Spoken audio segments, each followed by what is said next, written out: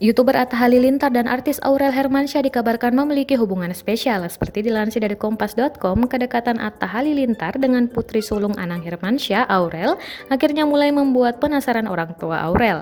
Hasanti lewat kanal YouTube The Hermansyah 6 berjudul Jodohku, pertanyaan Bunda Kata bikin baper part 2, akhirnya memilih menginterogasi Atta secara langsung. 1. Awal kecurigaan. Berawal dari kolaborasi, rupanya kedekatan Aurel dan Atta semakin membuat curiga Anang.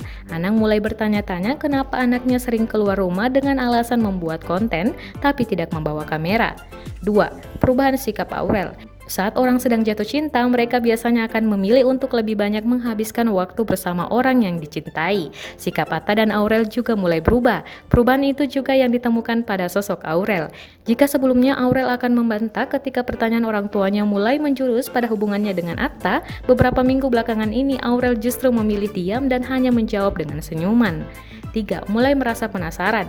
Tak kunjung mendapat jawaban dari Aurel, Hasanti dan Anang akhirnya mulai penasaran tentang hubungan Aurel dengan Atta. Untuk menjawab penasarannya, Hasanti mewakili Anang akhirnya bertanya langsung kepada Atta saat sedang menjadi bintang tamu di kanal YouTube-nya. Hasanti kemudian memperjelas pertanyaannya kepada Atta.